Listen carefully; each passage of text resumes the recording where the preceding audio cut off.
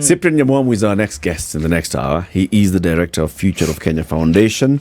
Among very many other things, he's been in the civil society space for decades. Cyprian, Happy New Year.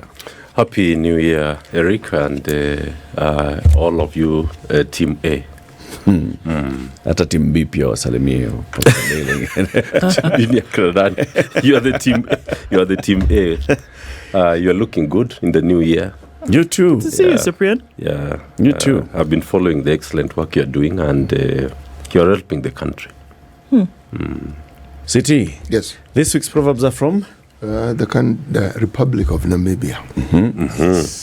Is it because they are mourning the loss of the president? This was in honor of the late president, who was a great friend of this country. He was. Yes. So we felt it was appropriate that we should honor his passing by featuring the proverb from his country the whole of this week. Yes. Where the rooster crows, there is a village. Where the rooster crows, there is a village. So you see, first of all, the rooster is domesticated by people, and I think the rooster means either the worker or the timekeeper in that sense, meaning that there's a village. And in the case of a country, I think a rooster would be, people like whistleblowers or people who champion certain behavior or certain conduct.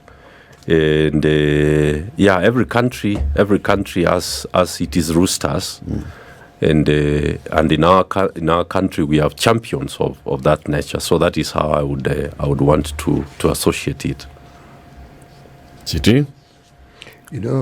I am always fascinated by the way people interpret proverbs, and usually the interpretation will tie in very closely with what they do. Yes.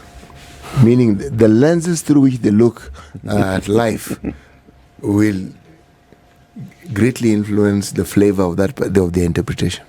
Yes. It's a good interpretation. It's a good one. Yes. It's a good one. Because a rooster, that crowing in the morning, it is whistle blowing. Telling you where, it's done. Get out. Every once in a while you find some crazy ones. 2 in the morning they're crowing and you're thinking, what is wrong with this rooster? Where I come from, we change those ones immediately. Yeah, immediately. Yeah, they are said to be bad omen, so they are slaughtered. And do you eat the bad omen? Well, of course. No. The meat is not the bad omen. It's the spirit. It's the spirit. It's the spirit. Yes. Our topic of conversation this morning when we invited you, Cyprian, is the cost of being poor in Kenya. Let me lay the context. We know what has happened in a village called Kianjai in Kirinyaga, where people went to consume alcohol at a pub called California, and many of them later developed complications. More than 10 have died. Many have gone blind. There's a story of one of those people. Agnes Wanjiko's husband, who was among those that were drinking on Sunday night at this California pub. He went home, slept. Following morning, Agnes Wanjiko goes to the market because that's what she does. She sells at the local market. She hears people saying that guys who were drinking at California last night, there are a few who have just developed sudden complications and died, and others are complaining. And she thought, my husband was in California, I left him home, so let me go back home and check.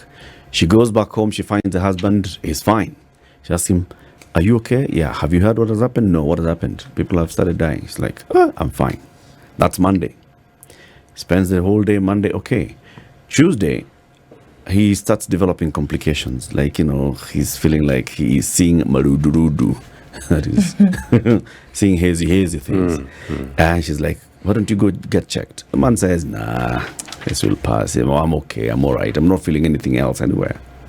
Tuesday night, he starts feeling complications in other parts of the body, complains of aches in his joints and legs. And they immediately decide, no, we need to take you to a health facility. On Wednesday morning, her husband woke up complaining of weakness in the legs. They wasted no time and took him to Njenga's health center. The medics referred him to Kerogoya Level 5 hospital due to the seriousness of his condition. She says, we made our way to the specialized facility, but the journey was prolonged due to our inability to raise the required 7,000 shillings for his treatment. Sadly, he succumbed as he was receiving treatment. This is somebody who was being taken to hospital, was being rushed to hospital, but they had to detour to look for money that would be necessary for his treatment. Now, we do not know, but probably because of the timing of arrival from Njenga's health center in their village to the Kerogoya Level 5, as he was getting treatment, he died. We also have the stories of what happened in Embakasi last week. Many people were ending up in hospital, and we heard the stories of many saying that they would get to the facility, they are told, all right, we've run out of medicine, please go to the kiosks out there and buy medicine. Many did not have, many could not afford. Many people whose structures were demolished by the fire were left homeless. Many now had to be contributed for to go and live somewhere. The county government is said to have donated some money and said, you can go and live here for a bit. But that's just short term. Not talk of long term relocation or long term support.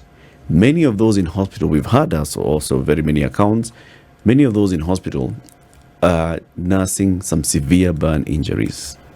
Many will have to go through many months of treatment. Many of them were breadwinners for their families. Many will not be able to resume working for many months. There's no talk of support of what happens to them. Now, if you juxtapose this with what we see with other sectors of society or other social cadres, then you can see clearly that those who are poor pay a higher cost for just being alive. Whether it's treatment, even before the fire, the people in Embakasi, did they have piped water in their homes? No. Were they buying water? Yes. How much per liter compared to how much you're paying for water in other parts of the city where there's piped water being provided? Higher. How much are they paying to live on a day-to-day basis? Much higher. It's expensive to be poor in this country. Why, Cyprian? That is it's failed governance. Poverty is actually a manufactured condition. Nelson Mandela is the one who spoke about poverty as clearly as I can remember, and he actually called it a man-made condition. There's nowhere where there are poor people because of their ethnicity or their religion or anything else. It is because the poverty has been generated by the failed governance system in that place. So where you see poor people, you know that there is failed governance. And failed governance means there's failed leadership. There's failed leadership because everywhere on earth, there are people who have been given the obligation to take charge of the affairs of that place, even in family settings. I say that because you've captured it very well. I need to tell you that when I was living in Mathare, when I was in college, and I lived in Mathare and Kibera. Those days we used to call it Kibera. These days they call it Kibra. One of the things I realized is that my cost of cooking oil, particularly because I remember that, was always much higher than when I used to go and visit my sisters, for example, who are living in slightly better places like Buruburu. Because the reason is because we could not afford to buy cooking fat. Actually, it was cooking fat those days in large quantities. So the Mama Pimas who Pima at the village level, at the slum level, only pima for you in terms of scoops Yep. of spoons. So they scoop one and you pay 10 bob for that. When you look at the number of scoops in a month and the amount of money you've paid, you realize that you actually pay like 2.5 times more. What that, to 1 kg or 1 kg or half a liter or half a kilo actually costs in a supermarket. So it is actually true that poorer nations and poorer people pay more for everything, mainly because they cannot be able to afford things at economies of scale, and because what they normally end up consuming is what has been rejected from the mainstream of what the rest of the people consume. The fruits that people eat in these particular places, everything else. It is a massive disadvantage, and it is because of failed governance. The gas explosion that happened in Embakasi is because the Nairobi City County has not enforced the basic standards in terms of who can be able to operate gas dispensing and gas dealing in the city, for example.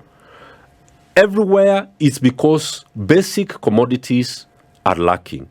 And to close that, Eric, I want to say that the day in 1990, 1992, all the way to 1995, that basic goods and basic services were privatized because of the IMF and World Bank SAPs, as we call them, SAPs, structural adjustment programs and conditions, is the day we threw away the country, because things that are supposed to be very basic for one to have dignity and the right to life were taken away. They have never been accessible since the structural adjustment programs. The privatization of life is how systems fail and is how governance collapses. So that is why the poor pay the cost of failed systems everywhere, because the policies encourage the privatization of everything so that there is financial concentration of finance at the top. It's a long conversation, but luckily there's an answer to what can be done. Right now, the condition is unbearable for most of Kenyans. You know, when you say unbearable, what do you mean? Unbearable because the Infotrack January research said that 73% of Kenyans can hardly put 2 and 3 meals a day on their tables. That is unbearable because in economics, what we interest ourselves most is nutrition, because nutrition does not just have a problem about today.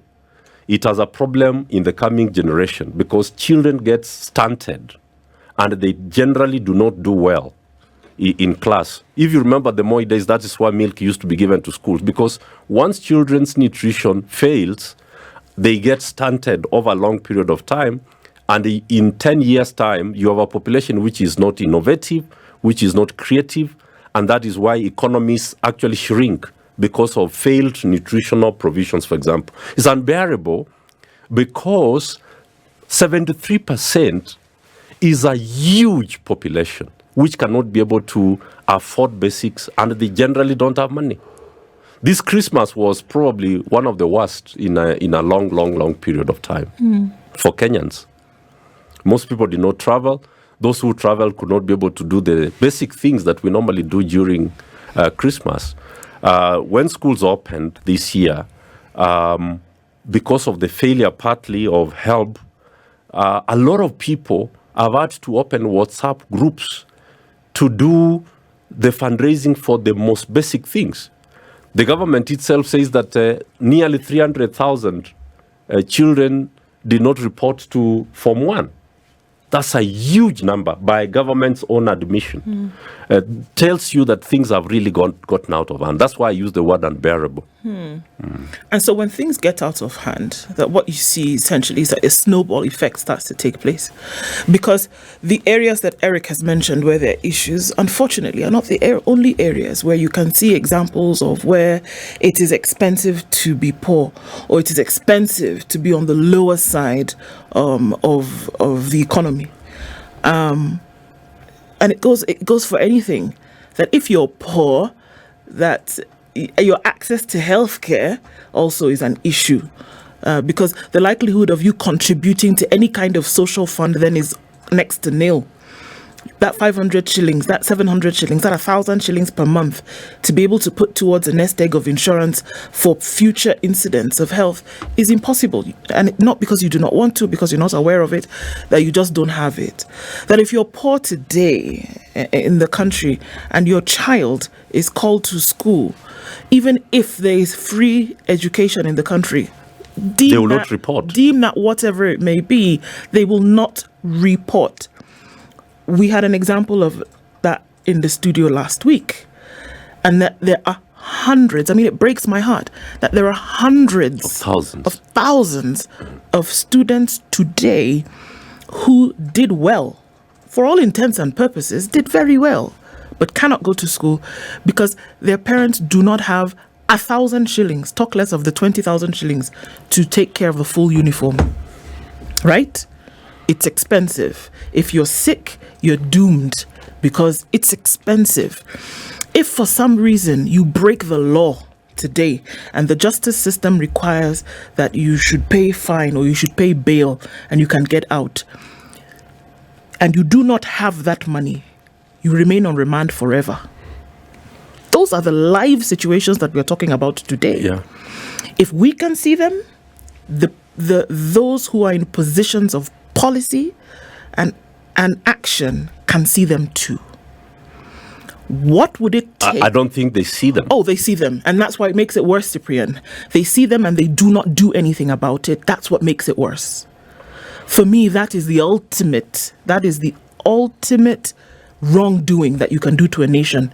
That you see the problem, and by not doing anything about it, you make a conscious decision not to. And for me, that worsens your position. So, are we saying that it is impossible to do something about this, and that is why it's not being done? Or are we truly living in the jungle? But even then, I said earlier this morning that the jungle has laws even. We keep talking about the jungle. The jungle is very organized and structured. Yes. People do not kill their children. In the jungle, nobody kills, no animal kills another if it is not for food.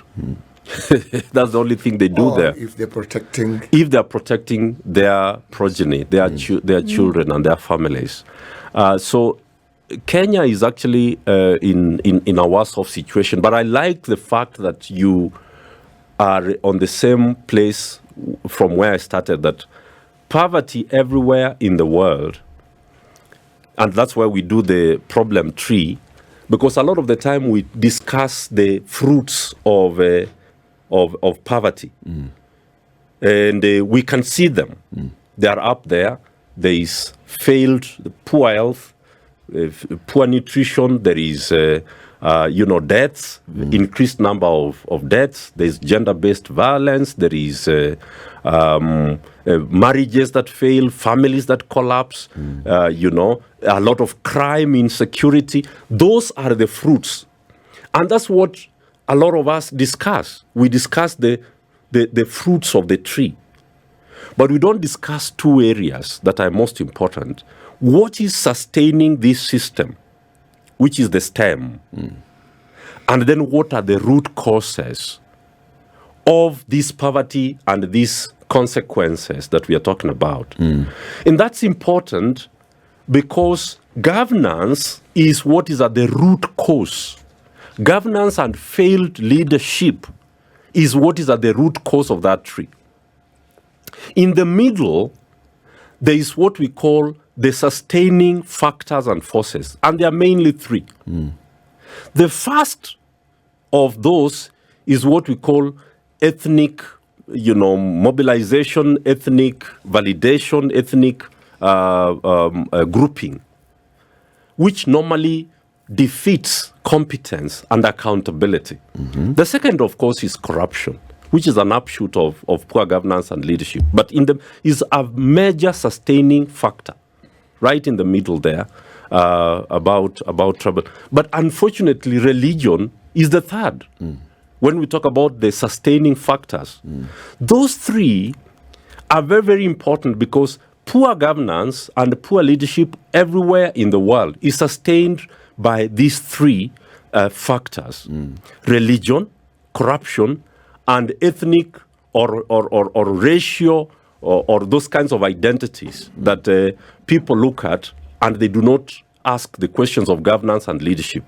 Because of those root cause and the sustaining factors, we then talk about the outcomes that we are talking about. We are talking about the gas explosion, people who are not going to school this year, in the increasing number of people who cannot be able to put food on their tables, the increased violence, the increased crime, the gender-based violence, a lot of the femicide that we have been seeing in the demonstrations this year. Why are people being killed? They are being killed to be sold for organ harvesting and rituals and all those kinds of things.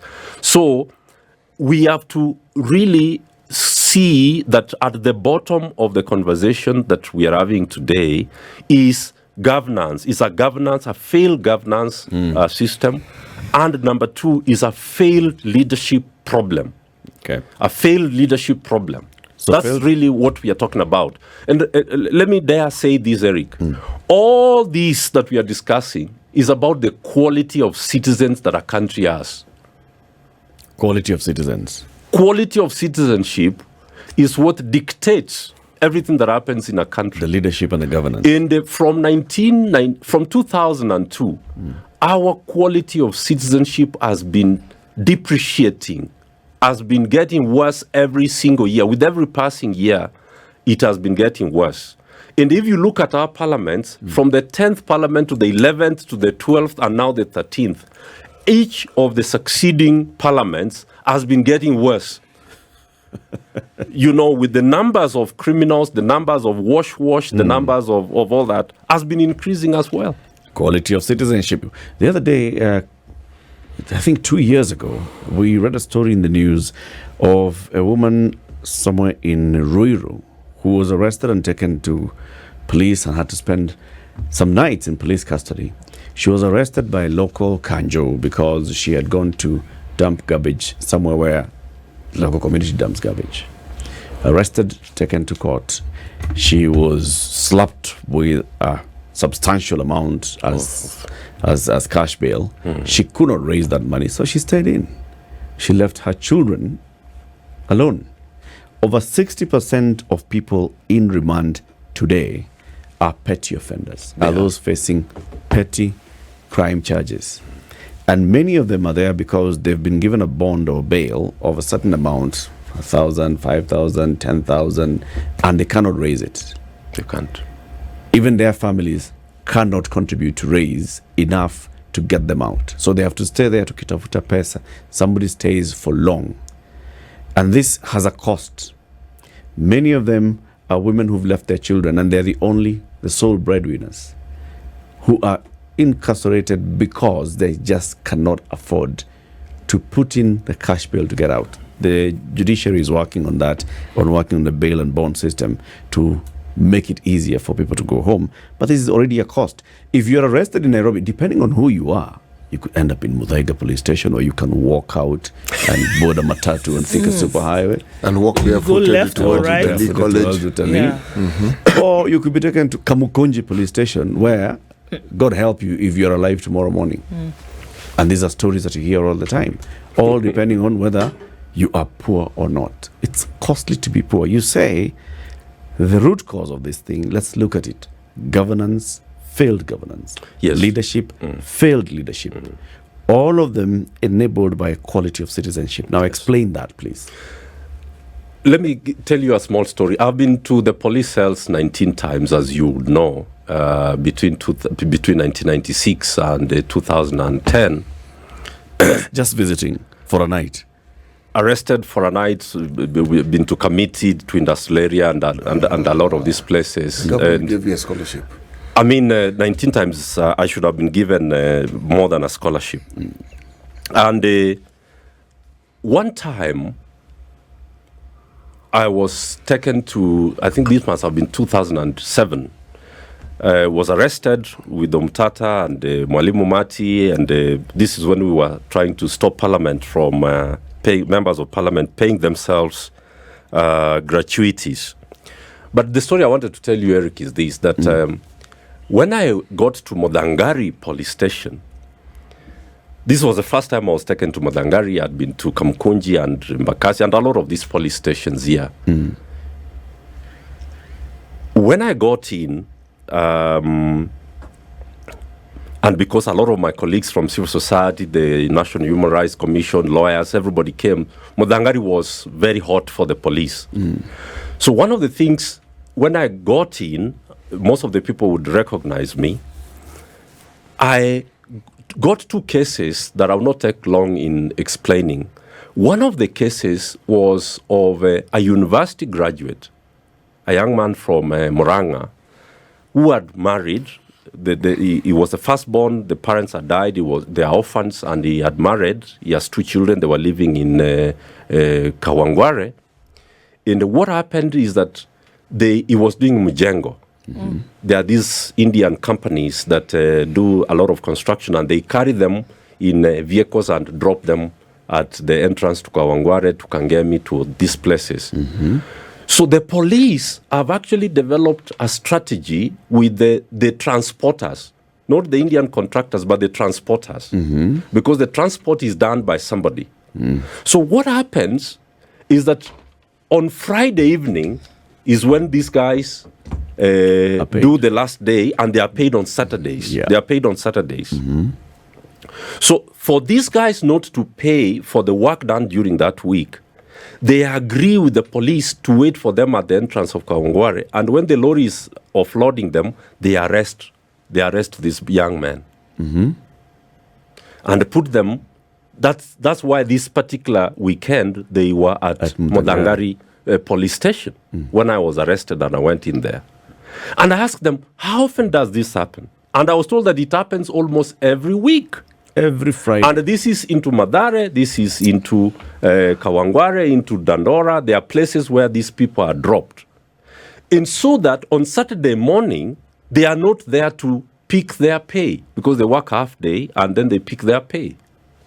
So you get work done for you for the whole week, and on the day you are supposed to pay, you arrange for these guys to be arrested. And that's why 6 of them were at Modangari police station that particular weekend. Wow. I said, what kind of evil is that? And so, of course, I had to cause a huge ruckus, and a lot of them got out, because we had 113 people in that particular cell. The whole of that night, I could not sit. We had to sit and stand in turns, because there's no oxygen completely. So about 60 of you sit so that you can be able to breathe, because up here it's so hot, there's no oxygen. And then the women are there, the men are on this side, and we are only using one bucket, one toilet. At least it was a toilet there, but it's full, so we have to wash it, and the whole place is stinking. 113 people. That is what I found in that cell. And it is what is happening in most of the cells in this country. Second case. The cost of being poor. The second and last is that there was a Maragoli lady who fought with her husband, and it happened that in the fighting, she actually kicked the husband with a cooking pan, and the husband died. And so she was arrested, but she was never taken to court, nor was she taken to remand prison. So she had been staying at Modangari for 18 months until I got there. Never been charged. She had never been charged in a court of law. And what else? She had been impregnated 2 times and miscarried while she was at Madangari police station. For 18 months, she had been there. And then I discovered that there's something that happens about, I was being told at about 2 a.m. in the morning. Those ones who are brought in, women, most women are never booked.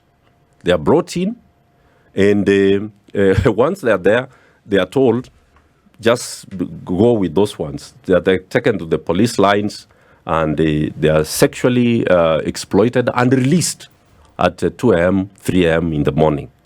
That's why they are never booked. So the sex ring, free sex for releasing women who did not commit any crime in the first place. They were just waited for at the entrance as they're coming from work, as they're coming from where most of them are house helps and something like that. Let me tell you that the cost of poverty is beyond what we are discussing here this morning about cost of cooking oil and, access to health. It is the economic exploitation, the sexual exploitation that goes on. It is those women in Kisumu and in Siaya who have to give sex to be given fish to go and sell in the market. So the cost of poverty is deeper than it can actually be captured in words. And that is why it is all about governance, failed governance and failed leadership because of the quality of citizenship. Why did I talk about the quality of citizenship? When citizens have never been given a basic education to understand, not education in school, because actually a lot of the people who go to university are illiterate, functionally illiterate, as we know. They cannot connect electing a corrupt person and going unemployed for 30 years. So the quality of citizenship really is what determines the quality of lives that people live in countries. And that includes the United States of America. When people wake up in the morning and elect people whose policies are going to cause homelessness, and America right now is suffering from 26 million people who are living under bridges. Chokoras. And they're living in parks. That's where they go to public parks and they bathe cold water at night. And that's why bodies are collected every morning of even whites. They call them, I think they call them trash. Do they call them trash or scum? The whites. They're essentially homeless people. They're homeless, but there's something they call them white something. Some derogatory term. Very derogatory. 26 million Americans are homeless in the world's largest economy. The inequalities are shocking, but it is down to policies and to the leadership that we put in place. And it's about the quality of citizenship. Are you saying that when we see all this hopelessness in terms of just the quality of life that many people are living, we look at ourselves as citizens? We are our own worst enemies. We are our own worst enemies. It is because of us that we find ourselves here? Yes. How so? When Nairobi elects the kinds of governors it has been electing since 2013, I'm just giving an example. None of those men who have been elected to be governors has an iota of what governance is. None of our 3 governors. 5. There was 3 elected. The 3 elected. There was another one acting and things like that. Those guys, they cannot pass any understanding of governance in any of my classes. In any of my class, they don't have an understanding of what governance is. And their work is to look for opportunities to sell drugs, to set up businesses, steal. It is an enterprise, and they are at the top of that enterprise. And it's an illegal enterprise. You've been seeing that the things that are being done. But what about at the national level? How do people believe that by putting corrupt people in government, those corrupt people will then now be transformed when they are in office, and they will now make good policies. They will not tax them. They will not kill their businesses, and they will create jobs. How do people believe that? It is because of religion, because of ethnicity, and because of corruption. Those are the three reasons why every country gets itself warped up criminals. There's an article actually which we teach with. It is called Why Psychopaths Rise to Power. It is a very important study because citizens have never connected the quality of lives they live and the kinds of people they put in place. They do not connect between the laws and policies that are made or the constitution that they have and the outcomes that are socioeconomic. So you look at Article 43, and I want us to look at Article 43 this morning because that's what we are discussing. You are saying that emergency health care is a right. Yep. But how many people in this country, including Papa Shirandra, died because they were denied emergency medical attention? It is every day that Kenyans are dying because they cannot afford basic money. The story you gave about these 7,000 shillings, 7,000 shillings in a Kenyan home in Kerugoya is money they don't earn in a month. Completely, they do not earn that kind of money in a month. And so when you demand for that kind of a deposit, you are saying you've written the death sentence for this patient who would have accessed basic care and lived. And that's what we are doing to ourselves because we have failed as citizens to understand that the kinds of choices we make have consequences in terms of the policies that will be made and the outcomes that will follow. That is why 8.3 million of us did not cast a ballot in the last election. Nigeria has 220 million people. Only 97 million registered to vote, but only 28 million turned out. And Tinubu was elected by only 8 million. So you have 8 million people electing for your president who is going to impact on all the 220 million of you. So where were the rest of you when Tinubu was becoming president? They were sleeping.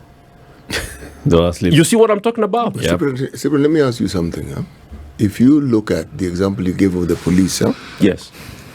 and the barbaric things that we associate with them, which is a complete contradiction to what it is that they are employed to actually do. What happens to them? What happens to us? What is it that happens to us so that we are at a point where we subvert every moral status that we are probably brought up with, that we get to a point where we have what some people refer as moral insolvency. We actually are at a place where Bankruptcy. It can't get any worse. yes, because is it that we have been conditioned through suffering, unfairness? We've endured so much that our own moral compass is completely twisted. It is the education system. It's the education system that we inherited and which we have refused to change. And the government knows why it cannot change the education system. The education system is what gives you what we call ask, the attitudes, the skills, the knowledge. Every country gives its people, that's what we call formation of citizenship. You take people to an education system so that they can be able to get the certain attitudes, certain skills, and a certain type of knowledge. So because I don't want these people to be critical about governance and about leadership, Njoya wrote an article in 1977, Reverend Dr. Timothy Njoya, and he was talking about how people are zombified. And he was talking about the Kikuyu of Kenya. The zombification of the Kikuyu through Harambes. Harambes is probably the most powerful tool that is used to zombify people. Whether you go to Nigeria or Kenya or everywhere. How so? You see, when I come to your church and I have 1 million shillings, all right, but everybody in the church has been struggling to raise 10,000, 1,000, 2,000. People don't have money. And then I come and I, place 1 million shillings in the bishop or in the pastor's hands for building your church. I immediately become a savior and somebody who's good-hearted. Yeah. But then I don't ask the question of why is everybody in this place unable to raise what they need to build their church. Yeah. So you actually desensitize people, and that is Harambee is how corruption, ethnic mobilization, or tribalism as we call it, and religion is used to reinforce the system that is in place. Because people then don't question anything about how they reached this level of servitude, of debauchery, of conditions of exclusion and poverty. So that is why in Latin America, for example, the Catholic Church there raised what we call liberation theology, because governments in those countries wanted the church to only donate foodstuff and blankets and water and whatever it is. Then a certain bishop asked, but why is it every time when I raise questions about corruption and about bad policies, you say you've now come to politics? But when I'm raising foodstuffs and healthcare and whatever, I'm a good person. The work of the Lord. So you have to see that education really is what zombifies people.